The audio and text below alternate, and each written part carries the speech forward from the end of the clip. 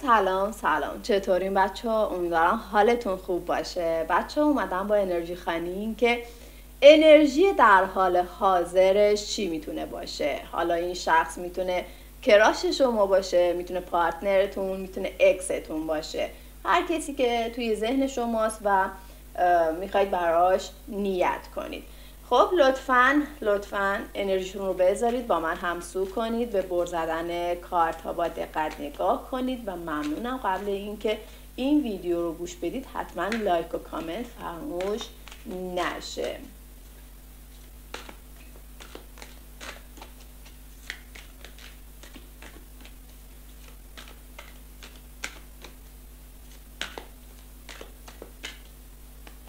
الهی به امید تو.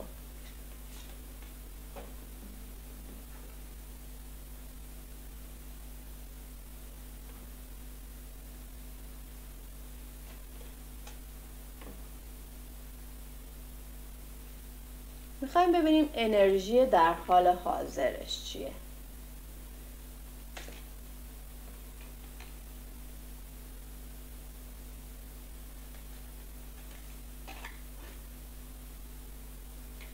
خب ببینید بچه ها، چیزی که اینجا داره به من نشون میده، ایشون انگار دنبال یک شانسن، دنبال یک ثبت سندن و پیگیر یک مسئله مالی و کاری هستن.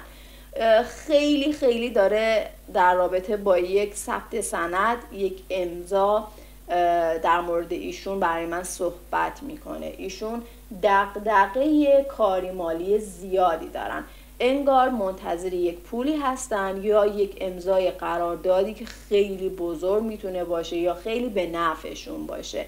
به هر حال یک امضای سندی که میتونه برای یک خرید فروش ملک یا زمین یا یک باغ باشه برشون هستش و یک وعده هستش. بابت این مسئله خیلی نگرانی داره، استرس داره، پریشون احوال، بیخوابی شبانه داره و این شخص حقیقتا یک آدمیه که به خاطر مسائل مالیش به شدت آینده نگره و همین نگرانی و استرس هاش به خاطر اینه که خیلی نگاهش توی آینده است.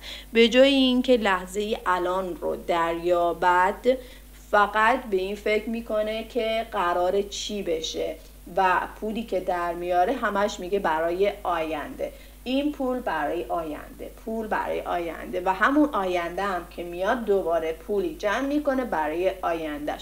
و این شخص آدمیه که خیلی زیاده خواه، جاه طلب، آدمیه که میخواد خودش تو چشم باشه، خودش همه چیز دوم باشه، خودش در واقع مثلا به همه چیز برسه. یه آدمیه که خیلی سرد و مغرور داره به من نشون میده. کسیه که دوست داره به موقعیت‌های کاری بالایی برسه، حرف اون باشه. همچین شخصیتی رو براش دارم میبینم. حتی ممکنه ایشون در رابطه با یک مسئله قانونی بخواد به یک وکیل یا یک مشاور در واقع مراجعه کنه و یک تردیدها و یک دودلی‌هایی در رابطه با نیت در واقع نیتش من دارم میبینم. بچه‌ها یک سری ناراحتی ها و نگرانی هایی هم براش دارم میبینم. این نگرانی ها و ناراحتی ها بابت یک عذاب وجدان برای این شخص هستش.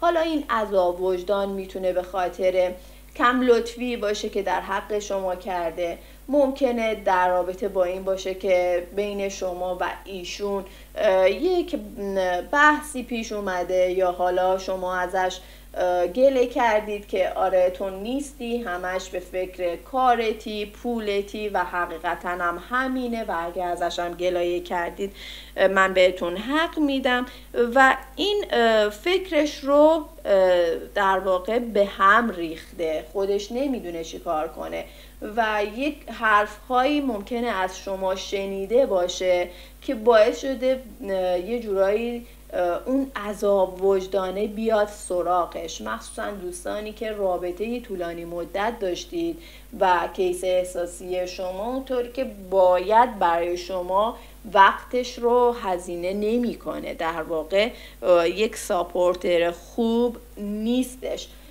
در کل انرژی که براش هستش انرژی کاری و مالی در حال حاضر دارم میبینم.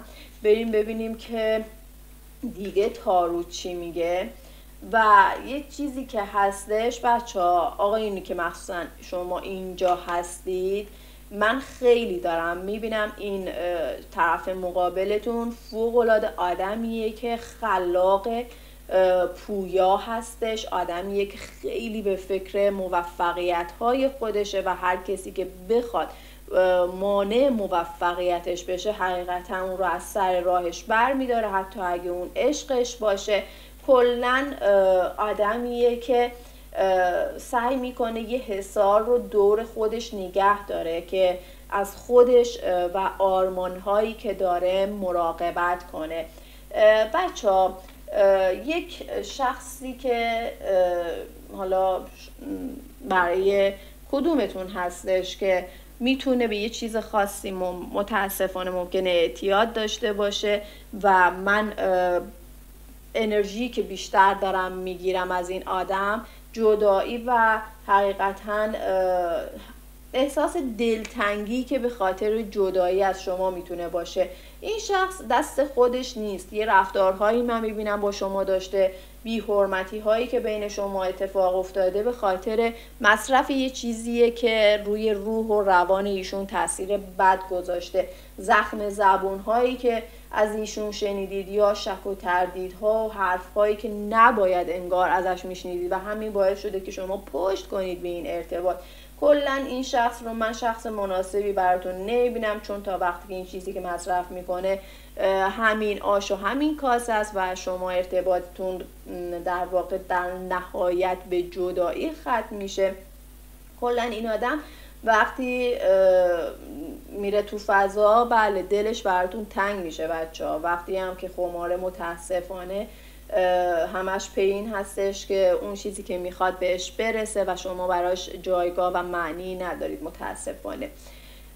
چیز دیگه ای که هست و داره من نشون میده آدم موفقیت طلبی که چند تا شغل رو با همدیگه هندل میکنه. انرژی که اینجا هست بیشتر در رابطه با مسائل کاری و مالی این آدم داره حقیقتا به من نشون میده. کسی که حقیقتا دنبال یک موفقیت بزرگ و چشمگیره.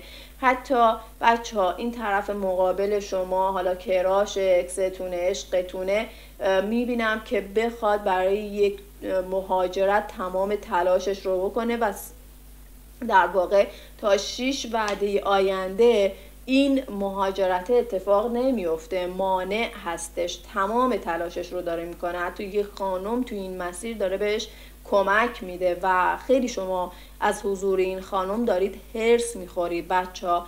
یه خانومی که شاید یه سر و سری هم با پارتنر شما متاسفانه داشته باشه و خیلی خیلی روی روح و روان شما تاثیر بد گذاشته. این طرف مقابل شما داره انکار میکنه ولی متاسفانه بله یه چیزایی هستش.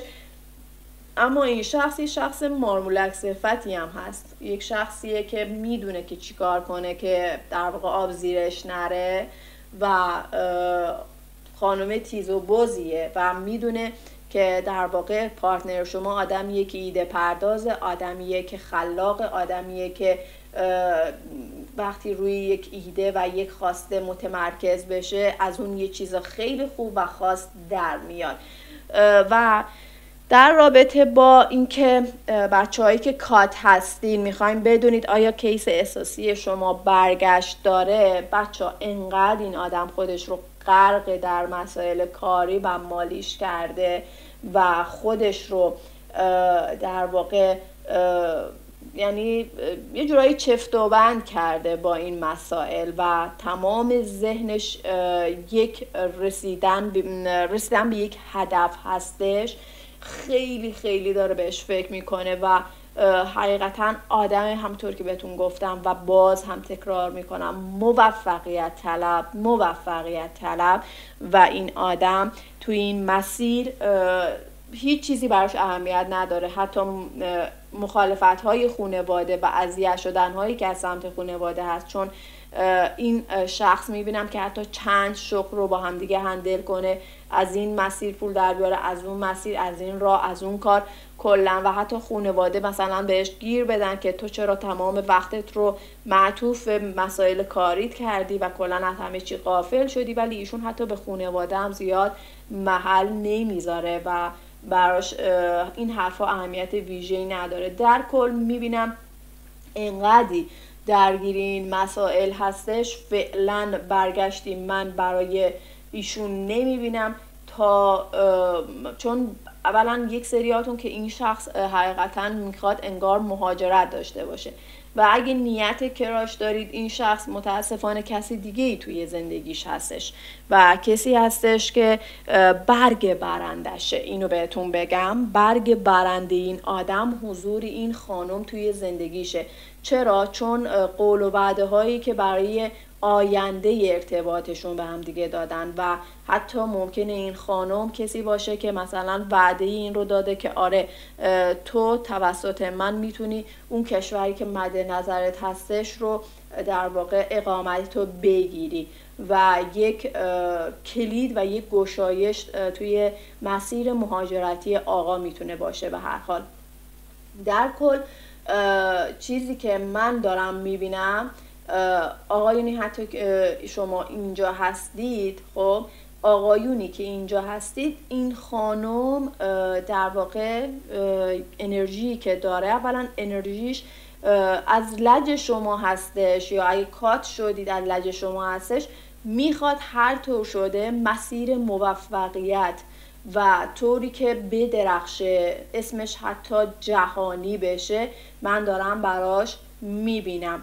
و یه چیز دیگه ای که هستش، بچه‌هایی که آقایونی که نیت کراش دارید، میبینم که حالا مخصوصا از نظر ظاهری و تیپ و استایل خیلی خیلی این خانم چشم شما رو گرفته و تمام تلاشتون این هستش جوری که خواب و خوراک ازتون گرفته شده که این خانم یه حرکتی به سمت شما بزنه، ولی من نمیبینم حقیقتا، چون حتی اگه ارتباطی شکل بگیره، ارتباط خیلی سریع تموم میشه، رابطه خیلی سریع تموم میشه و کات شدن رو برای شما دارم میبینم، چون این آدمی نیستش که بخواد توی رابطه خودش رو محدود کنه و هدفها و آرزوهایی داره که میخواد تماما به اون هدفها و اون آرزوها برسه. برای یک سری از آقایون که من حضور یک رقیب خیلی سرسخت رو دارم براتون میبینم، شخصیه که حقیقتا موقعیت مالی و کاری عالی داره و باید بهتون بگم در واقع حالا این شخص چه کراشتونه چه اکستون هستش، با یک شخص دیگه ارتباط گرفته و شما باید قید این آدم رو به هر حال برای همیشه بزنید و این امید رو نداشته باشید که این شخص یه روزی میرسه که بخواد بهتون برگشتن رو داشته باشه. کلن یک جمع‌بندی داشته باشیم. انرژی حال حاضر در واقع طرف مقابل شما کلن پیشرفت هستش. نگرانی ها و استرس هایی که در رابطه با یک سنگینی هم که میتونه توی زندگیش باشه و توی زندگیش نقش بسته و خیلی داره اذیتش میکنه، مسائل مهاجرتی هستش و تمام تلاشش اینه که راه و مسیر مهاجرتیش رو حتی اگه شده تا 1 سال آینده 2 سال آینده برای خودش مسیر رو هموار کنه. و برای یک سری ها که رقیب رو دارم میبینم، رقیبی سرسخت که متاسفانه من امیدی نمیبینم که این آدم بخواد اونو ول کنه و بخواد کنار شما قرار بگیره، یا دوستانی که کات شدید بخواد ایشون به سمت شما برگرده. فقط یک تعداد محدود و انگشت شمار براتون دارم میبینم که اگه کیس احساسیتون مسیرش راه دوره، آدمیه که خیلی خونگرمه، چشم ابروی جذابی داره و اسمی که هست و اسمی که داره اسامی مذهبی میتونه باشه، این شخص میتونه بهتون برگرده. یا اگه خودتون کیس در حال خودتون همچین اسامی دارید، اگه میخواید برید به سمت طرف مقابلتون براتون برگشت نمیبینم، ولی اشخاصی که طرف مقابلشون اسامی مذهبی داره، خانمایی که اینجا هستید، براتون برگشت دارم میبینم انشالله به امید خدا. ممنونم دوستان که تا پایان این ریدینگ کنار من بودید. تا یک انرژی خانی دیگه شما رو به خدای بزرگ میسپارم.